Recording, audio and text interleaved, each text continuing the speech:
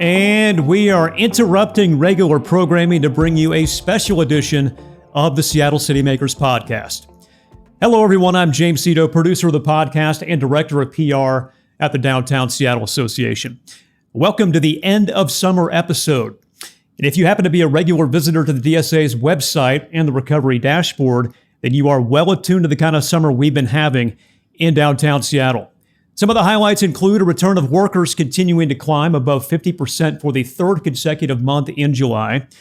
More than 3 million visitors to downtown in that month. That's the most we've had since August of 2019. Downtown Seattle hotels set a single-day revenue record with more than $7.4 million in late July.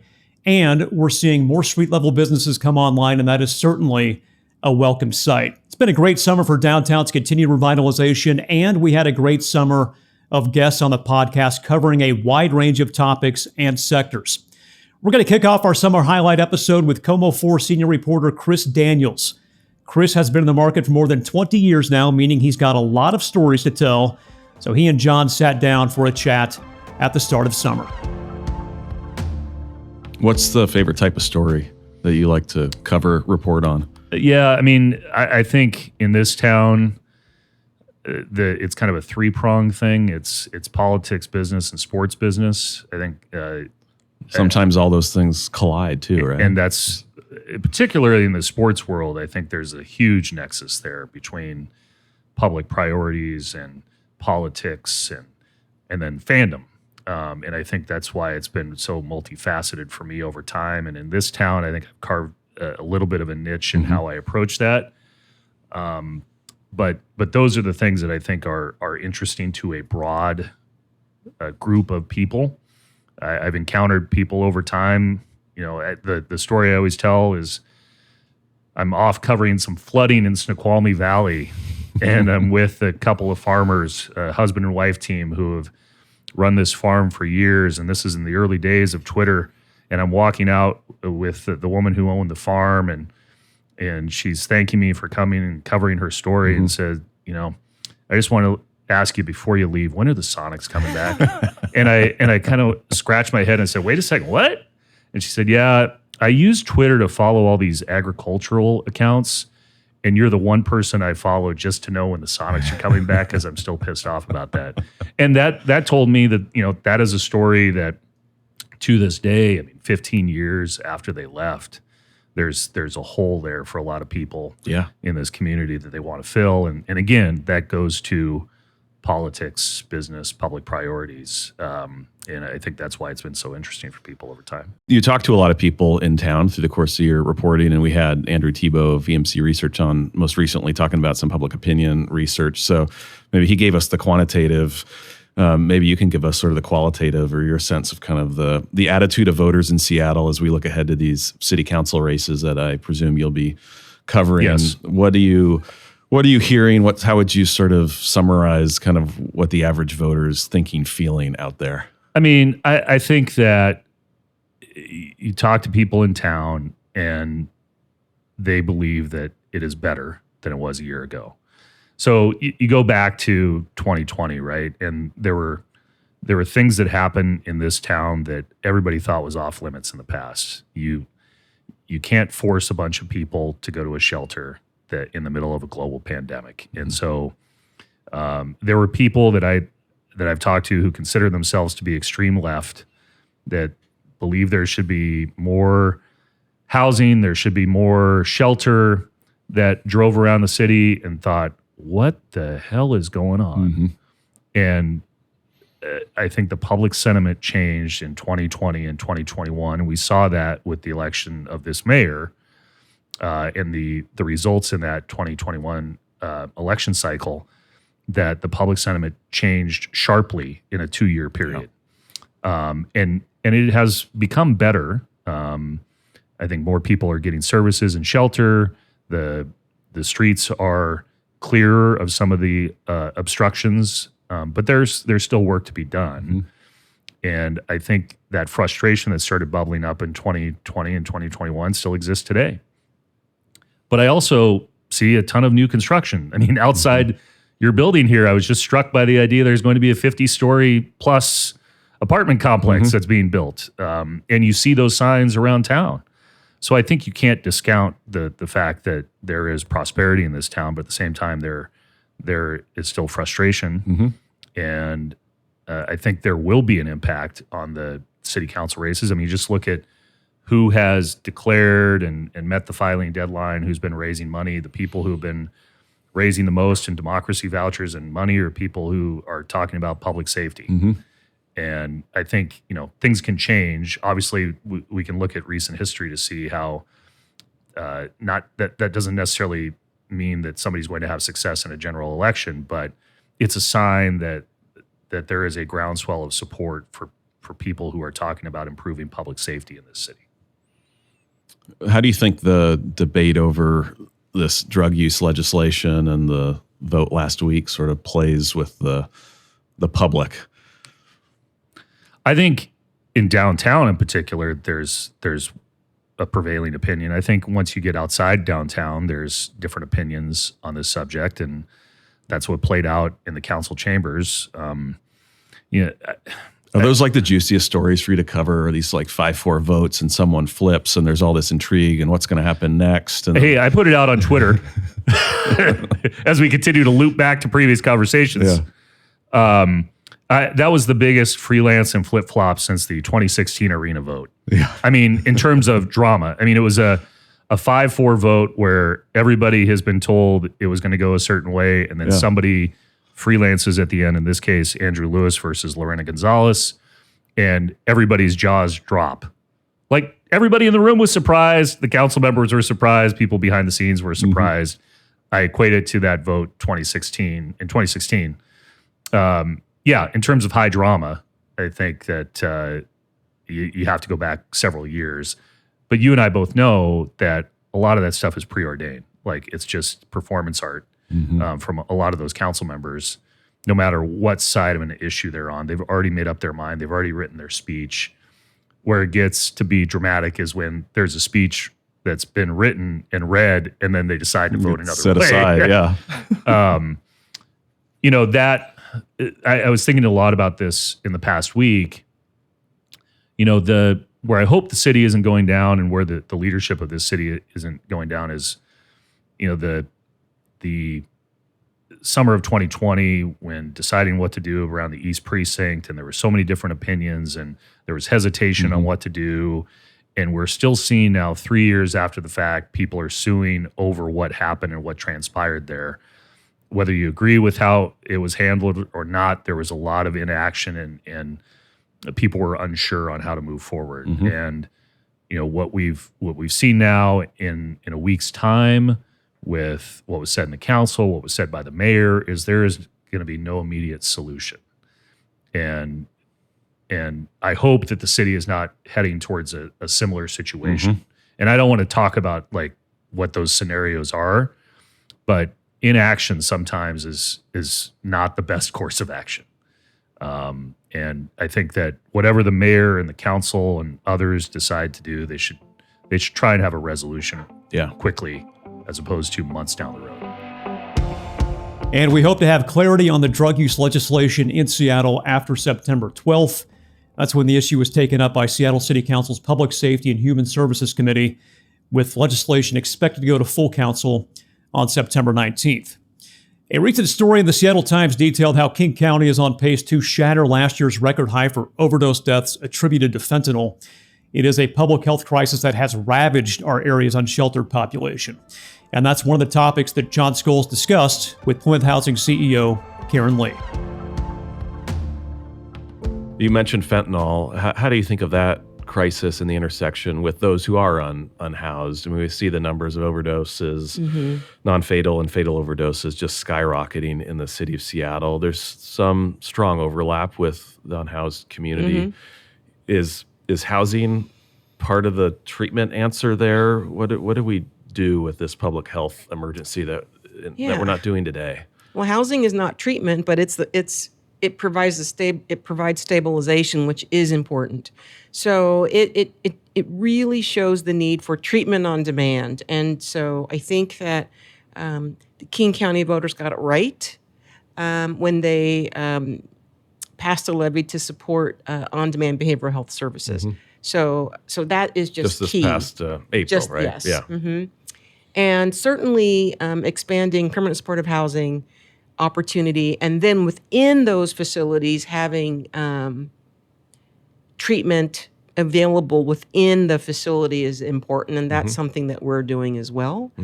All of our staff are trained, and we've had staff that had to deliver Narcan. So I think that's important as well, and then to make that very available in public places. It's a very, very powerful drug. I think I read that it was 50 times more powerful than heroin, if I'm correct.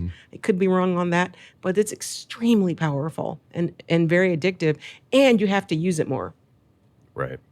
So it's a health crisis for now, for sure. And are you seeing in your own buildings people with fentanyl addiction and having to manage? All of our staff are trained. Yeah.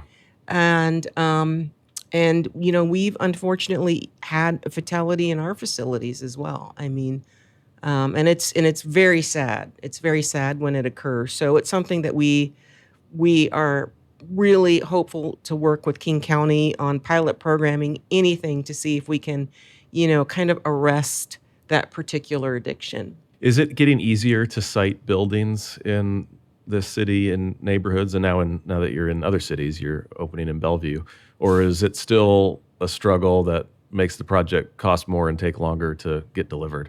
Well, it won't take the project longer, but I would say in almost every new location except for one, we've had to work hard to win over the community. And it's very important to us that we do it. But yeah, I mean, there's folks that really would rather not have a permanent supportive housing building right next door.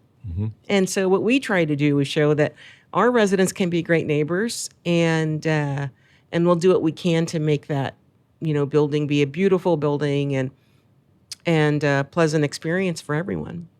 And you have built some beautiful buildings, and We have. and been great neighbors. Yes. And if folks haven't seen your new building, the Blake House up on Madison, on Yes. First Hill, it's gorgeous. Your partnership with Bellwether, and it's open now, right? And It is open. Folks have moved in. People are moving in, and I was just there, and it's there's nothing like. This is the best part of the job, is when you are there and a resident gets their keys, and our staff are very sensitive in how that's done, but the day they get their apartment, oh my gosh, it's if you don't tear up, you don't have a heart. So and so I was talking to one of the new Blake House residents. I said, "How you like your new place?" And he said, "I feel like I won the lottery." And he said, "I got my stuff out of storage. I've had all my things in storage for 5 years." And he had a guitar collection, and that's the one thing that he kept. Wow. Through all that period of homelessness. Yeah, I think I read one story of a resident up there that maybe lived on the streets right around. Yeah, that was him. Oh, was that him? Yeah, right around the corner. For years, right? Yeah. Mm-hmm. And then, wow, this building goes up, and I get a unit. That's great. Are there communities or organizations around the country that you think we can learn from in how they're addressing a similar set of issues, or do you feel like Seattle, even despite its challenges and slower progress than what we would like, is generally doing the right set of things? And if we had more resources, if we didn't have a housing market that was so challenging, but for that, we'd be making more progress. So 2 of my staff members went to a conference just 2 weeks ago, and there are some pretty cool things in terms of building design that some other communities are doing that we want to think about and take a look at. On the other hand, in some ways, Seattle's doing it right, which is pretty scary because we're not putting enough money to the issue. But in terms of the county and the cities working together, the suburban cities this past year decided that many of them wanted to start contributing to KCHRA, which I think is important. So it's not just Seattle, not just King County. and the fact that we do run levies, and we also have some partnerships that we probably haven't done, given enough justice to. But Amazon, for example, has really put some money towards low-income housing funding, right? And Microsoft has as well. So I would say that the public-private partnership side of the house is, I would say, we're a model to other areas. And the fact that our community will galvanize to tax itself rather than just complain about it. So, and it's done that for and many it's decades, done it for right? many years. 1980s Yes. or so, we've had a local property tax levy, which Yes. you don't find in most other communities. That's right. Yeah. How do you deal with just the cost of building units, building new, which just seems to go up every year? I mean, it's going up for anybody building anything in Seattle and other high-cost areas. But when does affordable housing not become unaffordable because of what you have to spend? Or do you look at it as the services that the certain population needs are worth the investment because the alternative is that much more expensive? The alternative is much more expensive, and it's not right. I mean, we all have to live with ourselves. And when you have a community that is doing so well, to have people that, don't have a home on the street, I mean, we have to ask ourselves, what is right? So I think I would say the alternative is just not acceptable. So we have to figure out a way. The cost to construct is not the barrier, though, in permanent supportive housing. It's actually the cost to provide services, because The ongoing costs. Yeah. Because what we are doing is we are bearing them for the community, but otherwise you'd be using emergency rooms, jails, libraries, the ambulance. That's right. To help individuals that need help. Yeah, there's certainly a lot of hidden costs to the status quo of living Absolutely. people outside that we maybe don't see or don't take for granted or aren't quantified in the same ways that you can look at a pro forma for a development project. We keep trying to measure You've got some that. great numbers, and too, we right? do have some numbers. Yeah, and what does it cost to be in Harborview? What does it That's cost right. to be in the jail? Yeah, and we are much cheaper than Harborview or jail. Yeah.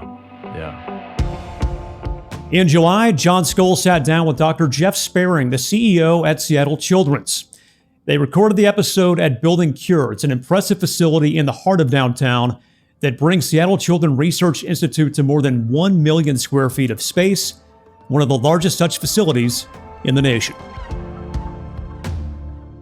The research story for us is still relatively new. We've only been a research institute for about 16 years. But what's amazing, unprecedented kind of in the country, we went from being almost non-existent as a research institute. Now we're the 4th largest dedicated pediatric research institute in the country. Last year, we just passed St. Jude to kind of take the number 4 spot for institutes that are just dedicated to pediatric research. So And because we're competitive in Seattle, who's ahead of us? And because we're competitive, so Boston, Philadelphia, and Cincinnati. Okay, we're on our way. But it's a great example of this incredible community supporting Seattle Children's, not to just think about what's possible and what kind of groundbreaking care we can do now, but where is the next pipeline of cures for kids for diseases that we never thought possible.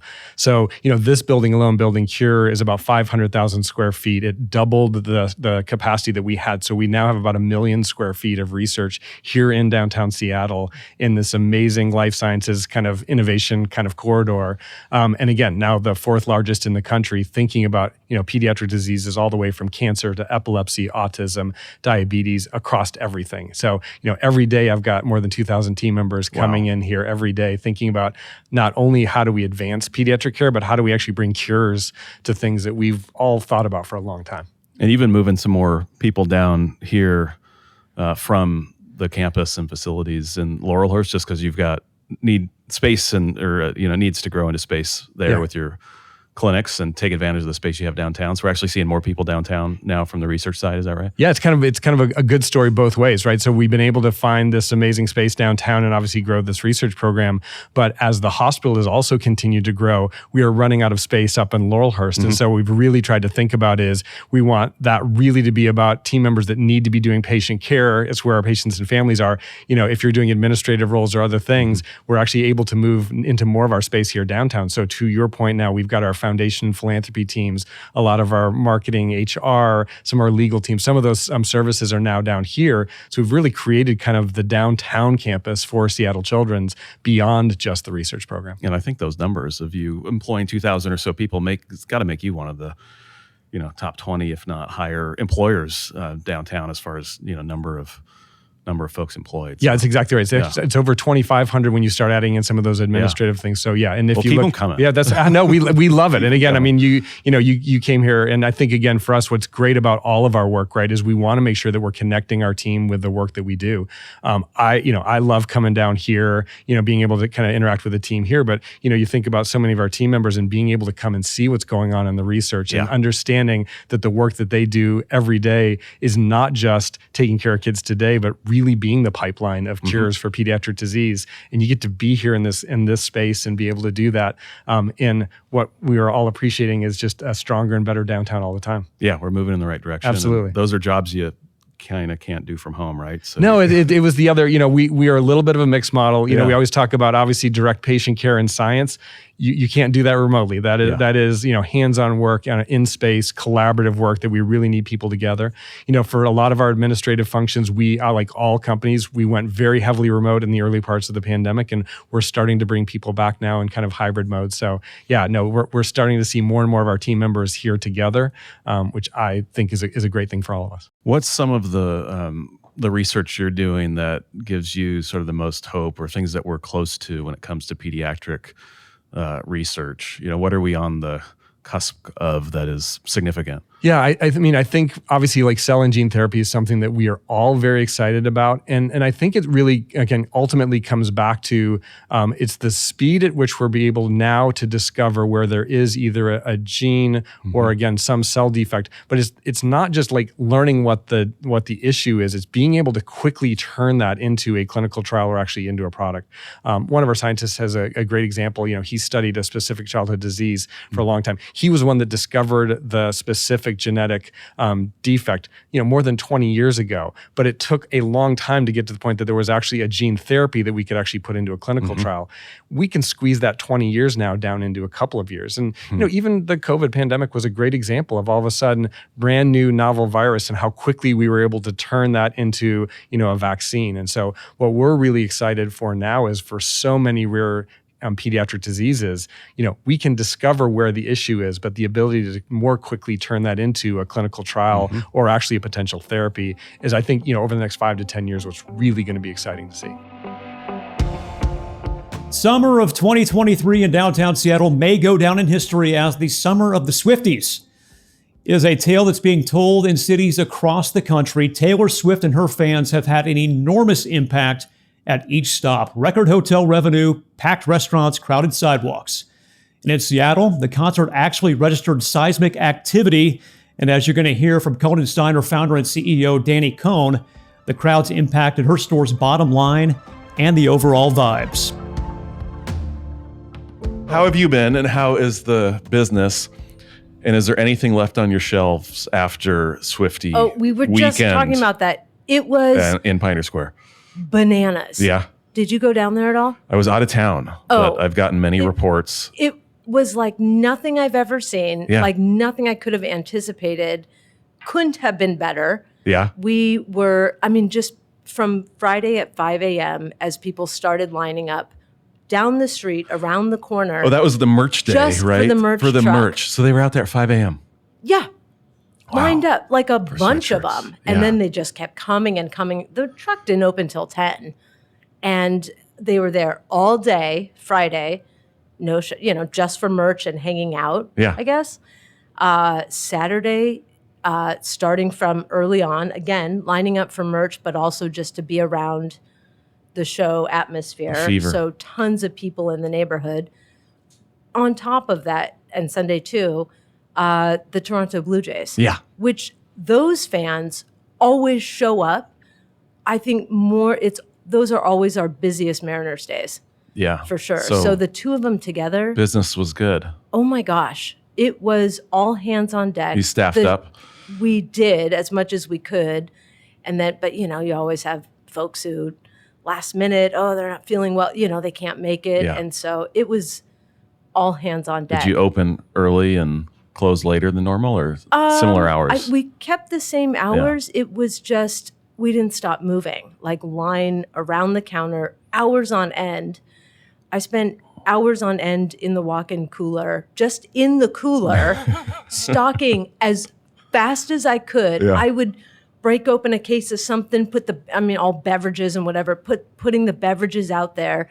As soon as I would slide them down the row, the door opened on the other side, they were out. I was just like back and forth. It was a warm weekend too. People needed their cold beverages and other items. Oh my God. Yeah. Water, everything flew. Well, that's all good news. It was great. It was, and the crowd was so positive, so like communal, and I just such a great vibe. I got a similar report on just how happy everybody was to be there. And like, people were like, polite. "Oh no, you go ahead of me." Like all these lines, like, "Oh no, it's okay. You get it. You go." Like, and meeting each other and just like chatting amongst themselves and just all there to enjoy. And you could just feel it in the air. It was great. And I was sad to miss it. I'm a big Taylor fan. Are you? I am. She's incredible. Oh my God, incredible I love talent. That. She incredible really creator, is. I'm a new fan. Incredible business person. Yeah. As far dynamo. as that and being an outstanding role model. Yeah. Too. I mean, yes, creating the brand that she's created, an incredible talent, absolutely. But just, a great role model for so many people. And I love the fact that I have never seen so many sequins and fringe around the neighborhood. And all week so far, I see like little remnants of sequins on the sidewalk or feather boa pieces on the sidewalk. And it's like, oh yeah, we got dusted. Yeah. So she doesn't come to town every weekend. So how's business generally throughout? I wish she did. Yeah, so do I. How's business generally throughout the spring and summer? It's been I'm very pleased and grateful to say it's been a great spring and summer. I feel like Q1 is always slow for us, and it was kind of extra slow. And then, but what we did start seeing, around April, is things got busier. Like we started seeing summer numbers in spring, which I was thrilled for, of course, and all around the neighborhood. Mm-hmm. And I remember around that time too, you guys are always so great about putting out such great statistics that I love. I'm a super data nerd, so I love that stuff. And it seemed like tour season was starting earlier, more cruise ships or docking. I can't remember what you call that. But more than ever, right? Yeah. Or a busier season planned. Yeah, that kicked off in April, right? Yeah. So, everything seemed to like ramp up earlier. So it's been a great spring and summer. And are there stores around the country that you visit that are inspirations for what you've created here? Ideas for product mix or design, layout that you steal? Places that you'd recommend people checking out if they're visiting other great cities around our country or beyond?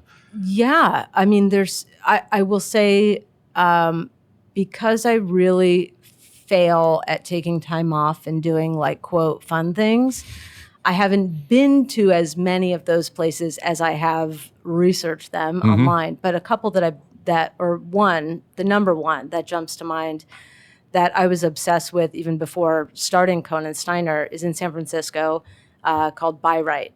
And it is a most wonderful, beautiful store, and certainly a bit of a different model in that over the decades and decades that they've been around, they've developed this pretty deep vertical integration. And now they have their own dairy. So they have their own cows for the milk that makes their ice cream and all the things. So it's a little bit deeper than we go, for sure. No cows. But not yet. No.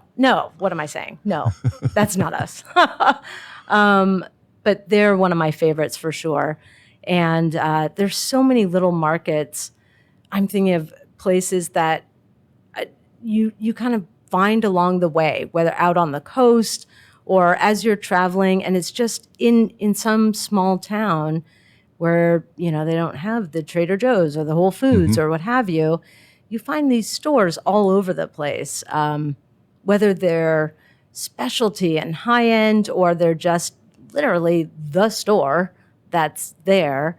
And I feel like anytime I go anywhere, whether around the city or outside the city, close, far, or whatever, I always try and find what's their version of like what we do. You know, a neighborhood market, a general store, a specialty convenience store, any sort of version of that, because I feel like then you can really get a sense of who lives there, what do they like to eat and drink, and what's the rhythm of things there. I mean, you can tell by what's on the shelves and what is, you know, obviously a top mover or what's sitting there and collecting dust.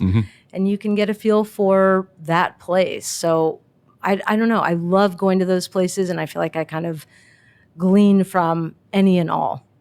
And speaking of place and those places, and Cone & Steiner has very much acted as sort of this third place. I mean, you've got great seating in there, collateral information of what's going on in the neighborhood and from other organizations, you know, like Friends of Waterfront Seattle. And it's a place people can go to connect and learn about things in addition to buying and enjoying, tasting great local food and beverage. Does it still serve that function today? And what do you think of as the role of kind of the third place today post-pandemic? Is it still relevant? Do people still want that third place?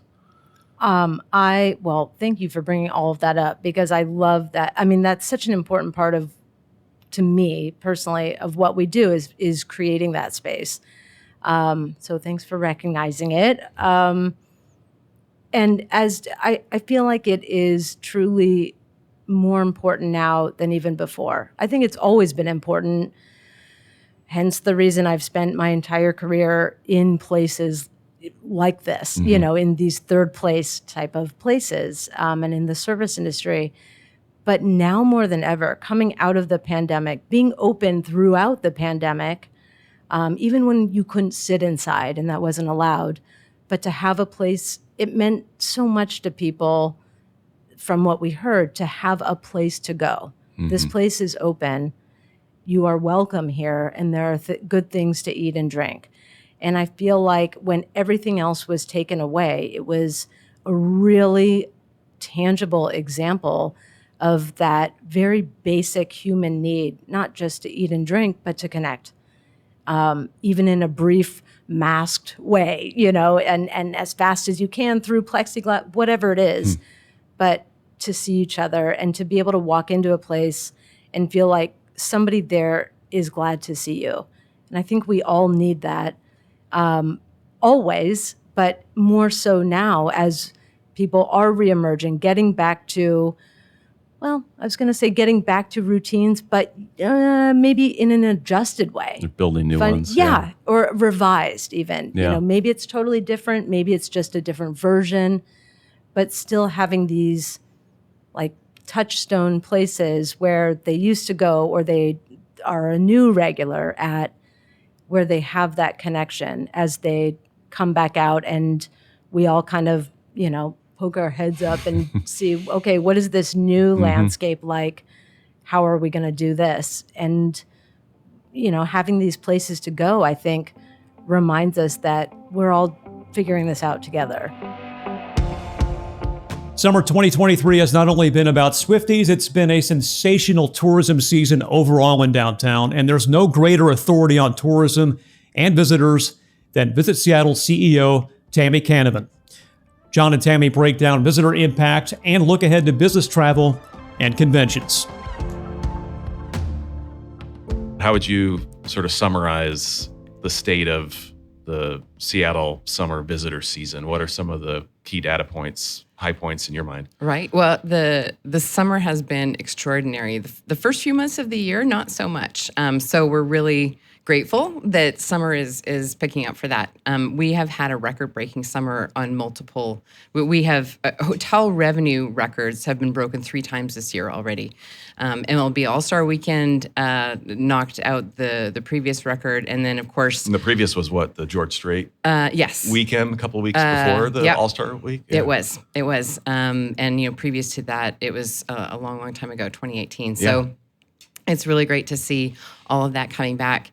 And then, of course, the big record was what we affectionately call the Taylor Swift weekend, but Yes. it was so much more than that, right? It was that didn't just beat a record, that blew it out of the water by $2 million in a single day. Wow. And it was a Sunday record as well. So Saturday was the big day. Sunday also broke a record for all Sundays of all time. But I think the really important part of that is that, yes, Taylor Swift fans are rabid and they will do anything to get there. But also, we had the Blue Jays in town. That's always a city Good filler. travelers. We had 2 citywide conventions. We had 5 cruise ship embarkations. We had citywide festivals going on all over the place. So it really takes that perfect storm to lift the city to that degree. And that's why the work that we do really needs to be diversified. It's just like your revenue, right? You have to diversify the buckets that it's coming from and not put all your eggs in one basket, because when everything fires on all cylinders, it's pretty magical. And when it comes to conventions and corporate events, I mean, there's all kinds of predictions early in the pandemic that as we were seeing all these get canceled, that, oh, no one's going to ever want to do this again. We can do this virtually. Who's going to fly a couple thousand people to a location to meet inside and indoors? Nobody needs this.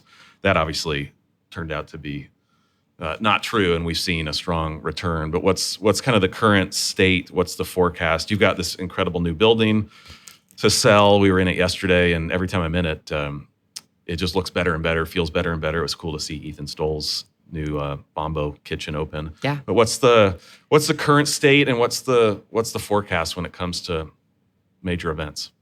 The forecast is bright. And there's just a lot going on around that, right? It is looking good.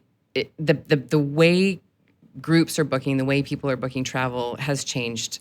So the prediction of everything's going to be virtual or hybrid, there are a number of factors around that. Number one, talk to any planner. When you put on a hybrid meeting, you're putting on a live meeting and you're putting on a virtual meeting. So you're essentially organizing 2 meetings at once. It's incredibly expensive because you've got different AV things. You cannot afford for any schedule slippage no matter what happens. And so it is not popular with people that organize and pay for those meetings. That said, there needs to be some sort of component where you can build that audience virtually. And so we're seeing sort of more broadcasting, but not necessarily a hybrid model. People might be recording sessions and then allowing viewing of that after for a fee, or however they're building their revenue that way. Associations build most of their revenue through their annual conventions. So just fiscally, it is not practical for people to stop meeting. And we know, we are in the business of meeting face-to-face, and there's a reason for that. You can get some things done on a screen, but how many, we just heard several times this morning, oh, I've met you on the screen, it's so great to meet you in person. We are humans. We connect with people. We are pack animals. And that is how we innovate. That is how we further evolve. That is how we feel good. And so I respect that people have alternate ways to do things. I respect that Diana can be finishing up her move from Baltimore to Seattle and still continue her work and not have to take time off from that. But that is a Band-Aid. It is never going to be a permanent solution. We end each Seattle City Makers episode with can't miss recommendations, and it is always great to be able to include something that is new to discover in downtown. And this coming Saturday, I recommend heading to the north end of Pike Place Market and checking out Hellenica Cultured Creamery.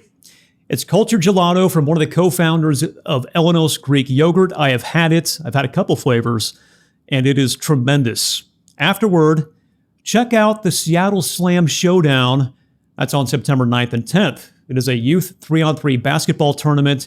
It's in Belltown. It's a free tournament, ages 8 to 13, and they are setting up rims along 5th Avenue in Belltown with courts stretching from 5th and Wall to 5th and Denny. That's going to be fantastic.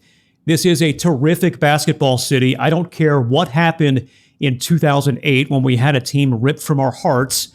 It is still a great basketball town. Go and support the next generation of hoopers in downtown Seattle. And also, please remember to download, rate, and subscribe to the Seattle City Makers podcast. Seattle City Makers is presented by the Downtown Seattle Association. typically hosted by John Scholes and produced by Spark Creative.